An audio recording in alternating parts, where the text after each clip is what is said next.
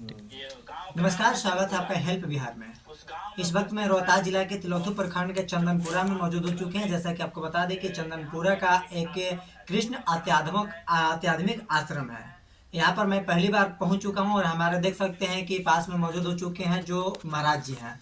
इस आश्रम का जो महाराज जी हैं, इनसे मैं तमाम मुद्दों पर बात करूंगा और जानने का प्रयास करूंगा। सबसे पहले तो हमारे चैनल में आपका तहे दिल से हार्दिक स्वागत एवं हार्दिक अभिनंदन और सबसे पहले आपको हैप्पी न्यू ईयर, नव वर्ष की ढेर सारी शुभकामनाएं। बहुत बहुत धन्यवाद।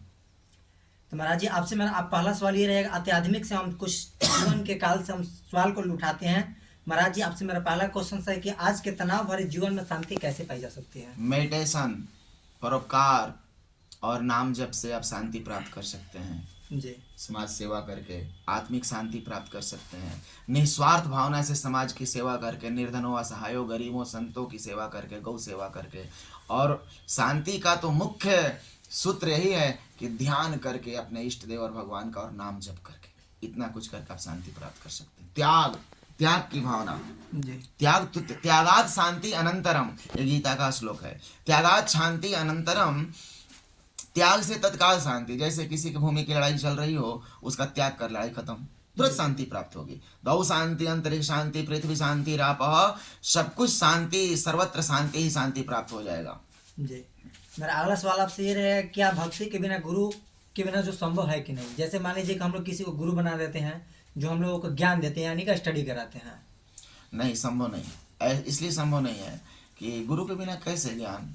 अगर हम किसी विद्यालय में नहीं जाएंगे और कहेंगे कि सर जी के बिना हम कोर्स कंप्लीट करें, ये तो बिरले ऐसे ऐसे होते हैं जिनको जरूरत नहीं पड़ती है। पर निश्चित है कि गुरु की आवश्यकता है जीवन में। गुरु बिन भव निधि तरही न कोई, जो विरंची संकर्ष। आपके शिक्षक और आपके गुरु ही आपके भाग्य विधाता हैं। जो स्कूल में ब्लैक बोर्ड पर चौक लेकर खड़े होते हैं, वो चौक लेकर नहीं, आपके भाग्य के कलम लेकर खड़े होते हैं। जी। हाँ, गुरु के बिना भक्ति नहीं हो सकती।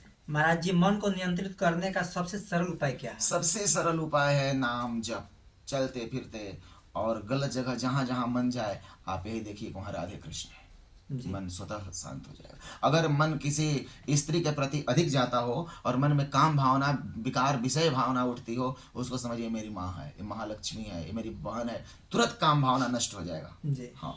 क्या आज के युवाओं को आध्यात्मिक जरूरी है?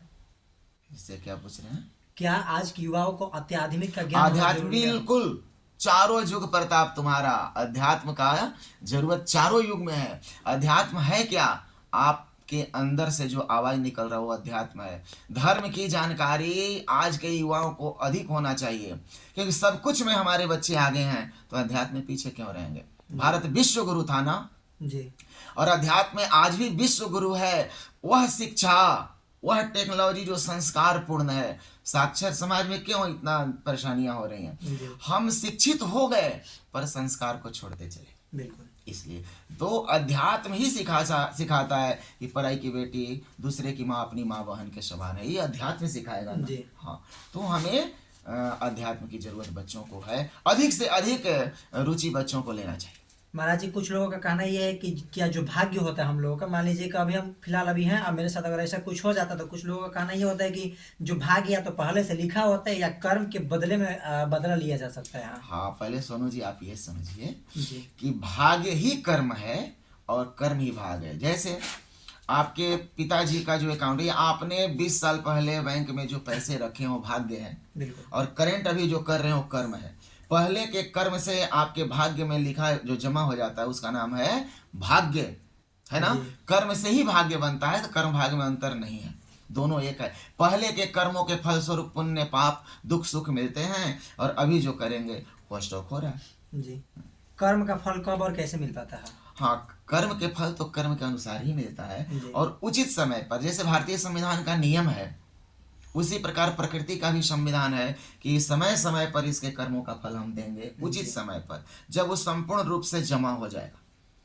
महाराज, जब हम बात करेंगे आपसे परिवार और समाज के परिस्थिति हो गया। जैसे कि आज के ज़माने में जो न्यू जो शादी हो रही है, या वो लोगों को सास और पतोहों में, यानी कि सास और पतोह में झगड़ा हो जा रहा है, तब आजकल परिवारों में कलह बढ़ने की वजह क्या है? सबसे बड़ी बात है ये मोबाइल पर अपने माँ से जो बच्चियां विवाह के बाद जुड़ी रहती जी। हैं, ये सबसे बड़ी बात है। जैसे सब्जी में क्या छौंक लगाया, जी बिल्कुल। माँ मोबाइल पर पूछ रही किस चीज की भुजिया बनाई, करेले की, अभी भिंडी काट रही हूँ, सास ने ऐसे कहा, बहू ने ऐसा कहा, ननद ने ऐसा कहा, देवर। ये घर तोड़ने में सबसे बड़ा काम है। इसलिए मैं संदेश दूंगा सोनू जी बिल्कुल।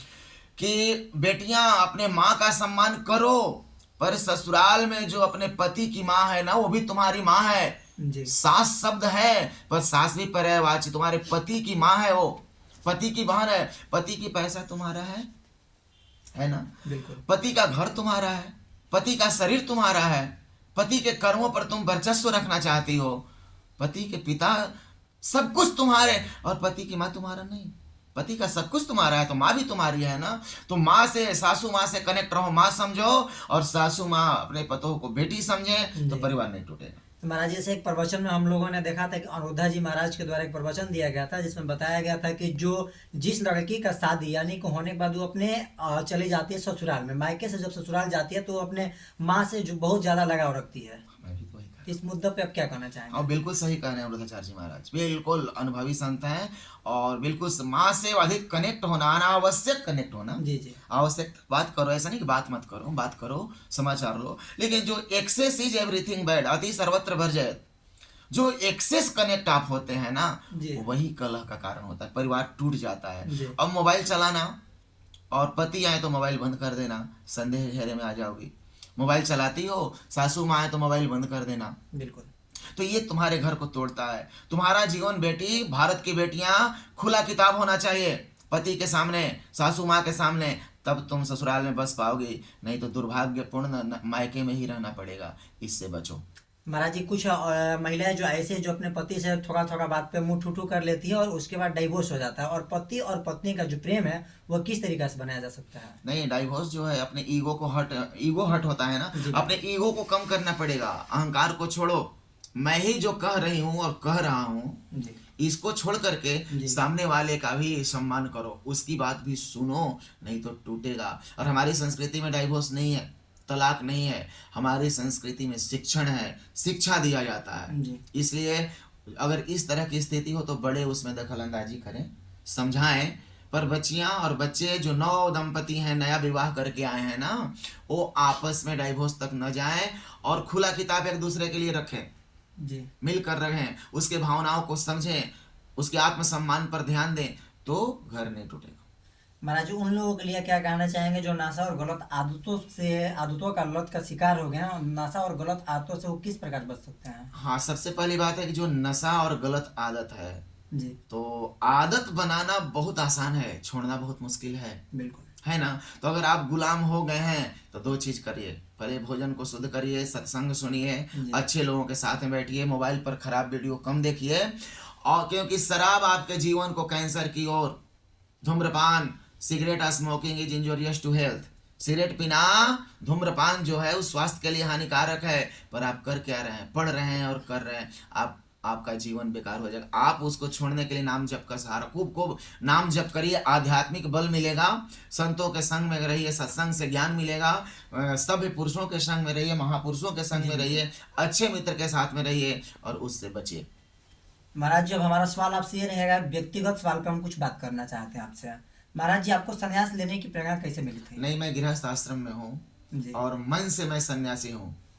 मैं सन्यास में विश्वास नहीं करता, सन्यासियों का आदर करता हूँ, पर मैं जीवन में कभी घर छोड़कर नहीं जाऊंगा। मैं अपने माता पिता परिवार के साथ हूँ और मैं गृहस्थ आश्रम, वानप्रस्थ आश्रम, सन्यास आश्रम और ब्रह्मचर्य आश्रम, ये 4 आश्रम हैं और चारों में श्रेष्ठ गृहस्थ आश्रम है। इस सन्यासी को पैदा करता है ब्रह्मचर्य। और सन्यास लेने से मतलब शरीर रंगा लेने से भगवान नहीं मिलते हैं, भगवान भजन करने से मिलते हैं। दाढ़ी बाल बढ़ाने से भगवान नहीं मिलते हैं, भगवान मिलते हैं भजन और सच्ची श्रद्धा से और दिल के अटैचमेंट से और तपस्या से। वो घर में रहकर करना चाहिए। रह विषयों के संग जो योग साधन सीखता, जो छोड़कर चला गया वो तो चला गया, पर जो रह करके जिसको रसमलाई मिल ही नहीं रहा है वो तो कहेगा रसमलाई खट्टा है।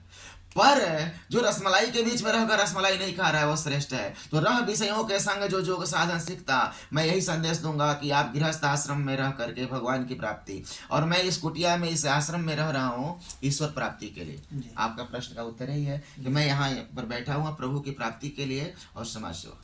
महाराज जी, आपके जीवन का सबसे बड़ा अनुभव आज तक क्या रहा? सबसे बड़ा अनुभव मेरा यही है, प्रेम जी।